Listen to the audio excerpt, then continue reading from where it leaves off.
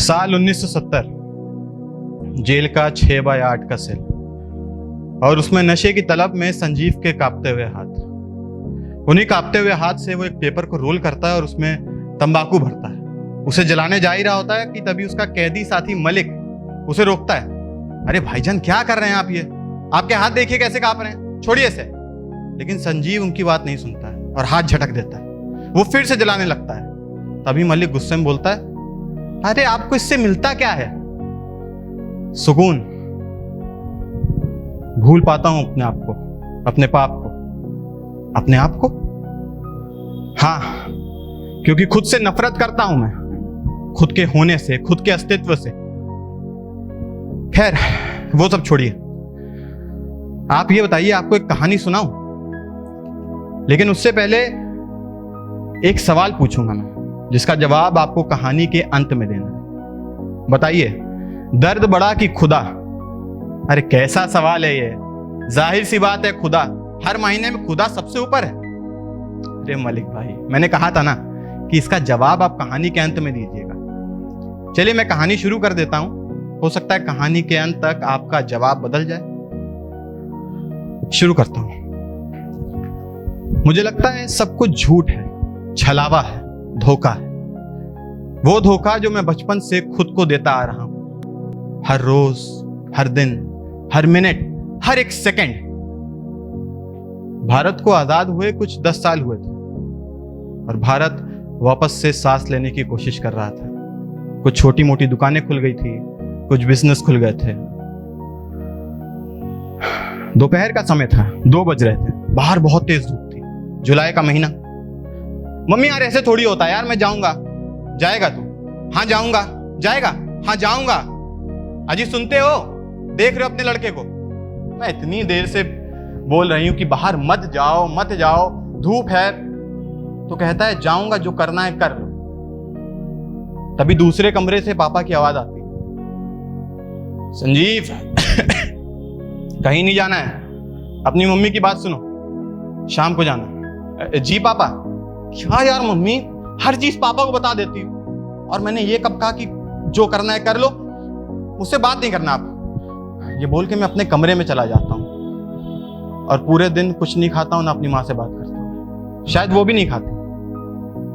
लेकिन माँ की ममता देखिए, मैं इतनी बुरी तरीके से बात करता हूँ, लेकिन उसके बाद भी वो रात में मेरे कमरे के बाहर आती हैं और दरवाजा खटखटाती हैं। संजीव बेटा खाना खा लो। मुझे नहीं खाना है। लल्ला खा लो बेटा, खा लो, वरना क्या पापा को बता देंगे। जाइए बता दीजिए। ठीक है, नहीं खाना है मत खाओ। ये बोल के वो वहां से जाने लगती हैं। तभी मुझे लगता है यार मैं ज्यादा बोल गया। मैं रोकता हूँ, मम्मी रुकिए, खाना ले आइए। और मुझे पता है आपने नहीं खाया, अपना खाना भी ले आइएगा। एक तो इनका इमोशनल ब्लैकमेल ही खत्म होता है। फिर वो खाना लेके आती हैं, मुझे खिलाती हैं, खुद खाती हैं और हम लोग काफी देर तक बात करते हैं। वो आखिरी बार था जब हमने आराम से बैठ के इतने अच्छे से बात करी, क्योंकि उसके बाद समय करवट लेने वाला था। कुछ 5 से 6 साल बाद बाबा की खराब तबीयत के चलते वो हमें छोड़ के चले गए, जिसके बाद मैं अंदर से एकदम मैं टूट गया, मैं खाली हो गया। मैं किसी से बात नहीं करता। अब मेरी उम्र हो गई थी तो नौकरी भी देखनी थी, क्योंकि मैं पढ़ाई में अच्छा था, अकाउंट्स अच्छा था मेरा, तो मेरी एक कंपनी में नौकरी लग जाती है और माँ के कहने पे मैं शादी भी कर लेता हूँ। लेकिन मैं किसी से बात नहीं करता, ना घर में किसी से, अपनी माँ से, ना अपनी बीवी से, ना ऑफिस में किसी से। बस मेरा रूटीन होता घर से ऑफिस, ऑफिस से घर, घर से ऑफिस, ऑफिस से घर। घर आके भी खाना भी मैं अपने कमरे में खाता। और अगर ये लोग मुझसे कहीं कहते चलने को तो बोलता ऑफिस का काम है। और इसी बर्ताव के चलते मेरी बीवी मुझे एक दिन छोड़ के चली जाती। सब कुछ पीछे छूट रहा था और मेरी माँ जानती थी कि ये सब क्यों हो रहा है। वो जानती थी कि मैं कितना उदास रहने लगा हूं अपने पापा के जाने के बाद। वो कहती हैं भगवान सब सही कर देते हैं बेटा, तुम परेशान मत हो, सब सही हो जाएगा समय के साथ। और मैं हर बार उनको यही जवाब देता, हाँ माँ भगवान सब कुछ सही कर देंगे, पर मेरे पापा वापस ला के नहीं देंगे ना। सब कुछ बेकार चल रहा था, बस कुछ अच्छा चल रहा था, तो वो था मेरा ऑफिस, मेरा प्रमोशन पे प्रमोशन हो रहा था।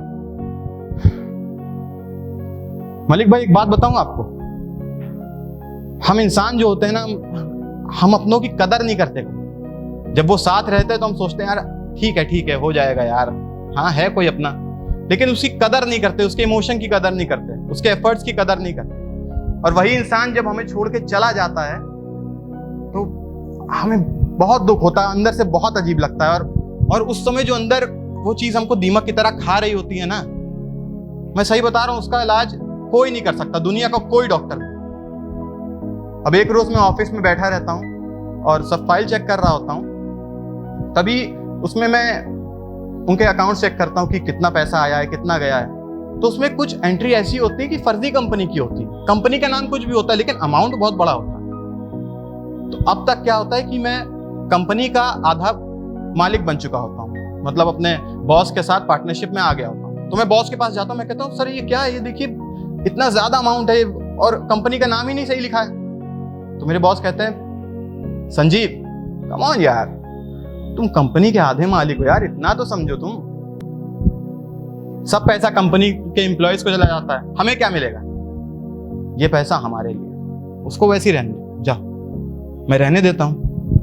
उसके बाद कुछ 2-3 हफ्ते बाद ऑफिस में 2 पुलिस इंस्पेक्टर आते हैं और एक इनकम टैक्स ऑफिसर, और वो सीधे बॉस के कैबिन में जाते हैं।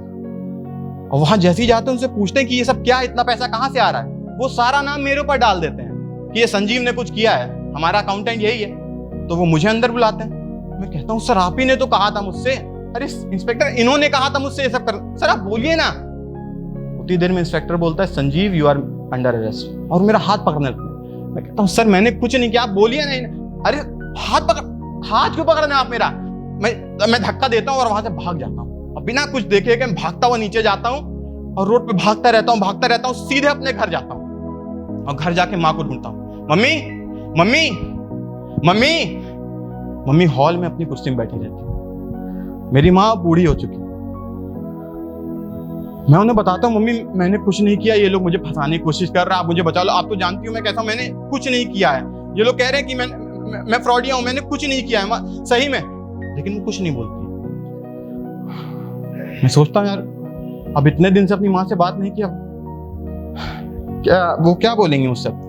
लेकिन मैं उन्हें ऐसे कंधे से पकड़ता हूँ, मम्मी सुनो ना, सुन। जैसे ही मैं ये करता हूं सबसे पहले उनकी गर्दन झूलती है, फिर कंधे, और कुर्सी सहित वो जमीन पे नीचे गिर जाती है। Mummy mummy mummy mummy. अब इससे पहले मैं ये सब समझ पाऊं, ये प्रोसेस कर पाऊं, तब तक गेट से आते हैं वही 2 इंस्पेक्टर और इनकम टैक्स ऑफिसर। अब उनकी नजरों से देखे तो मैं मर्डरर भी था, मैं खूनी भी था। वो मुझे पकड़ के घर के बाहर ले जाते हैं और अपने जीप में भर लेते हैं। मैं चिल्लाता रहता हूँ मम्मी मम्मी मम्मी, लेकिन उनकी आवाज वापस नहीं आती। उस समय मेरे दिमाग में एक ही आवाज आ रही थी, संजीव बेटा खाना खा लो बेटा, अल्लाह। लेकिन उनकी आवाज वापस नहीं आती। वो मुझे जीप में बैठा के ले जाते हैं थाने और वहां से कोर्ट। अब कोर्ट में ये तो फैसला कर दिया जाता है कि मैंने अपनी माँ को नहीं मारा है, उनकी उम्र हो गई थी इसलिए वो चल बसी। लेकिन मैं 10 साल के लिए फ्रॉड के केस में जेल में हो जाता हूँ, जेल के अंदर। 10 साल बाद जब घर वापस आता हूँ तो अब ये घर नहीं रहता है, ये एक मकान रहता है जिसकी ना छत थी ना वो घर था। वो कुर्सी आज भी वैसी ही पड़ी रहती है नीचे, जैसी उस समय थी जब माँ ने वहां आखिरी सांसें ली। मैं अपने कमरे में जाता हूँ, ड्रॉर खोलता हूँ, अपनी डायरी निकालता हूँ, वहां से पेन उठाता हूँ, पेन झटकता हूँ और डायरी पे लिखता हूँ, ऐ खुदा बहुत दर्द दिया तूने। अब तुझसे एक सवाल करता हूं, बता दर्द बड़ा कि खुदा, तू बड़ा कि दर्द? मैं तेरी बहुत इज्जत करता था, तुझसे बहुत प्यार करता था, पर आज मैं घर से लिखता हूं, तुझसे बड़ा ये मेरा दर्द। ये लिखते लिखते आंसू उस किताब पे गिरते हैं और आगे लिखता हूं मैं, मां पता है जब पापा गए ना तो मैं अंदर एकदम से खाली हो गया, मुझे ऐसा लगा घर की छत चली गई है।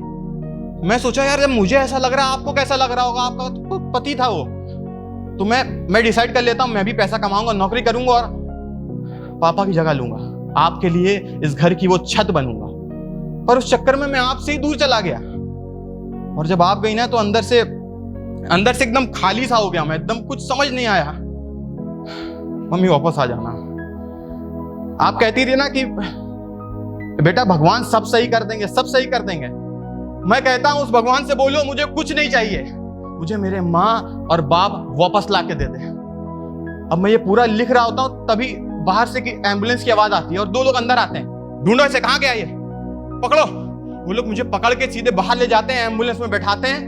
और तभी मेरा सर एम्बुलेंस के कोने से लड़ता है, मैं बेहोश होने लगता हूं। लेकिन मुझे ड्राइवर की कुछ बात सुनाई देती है।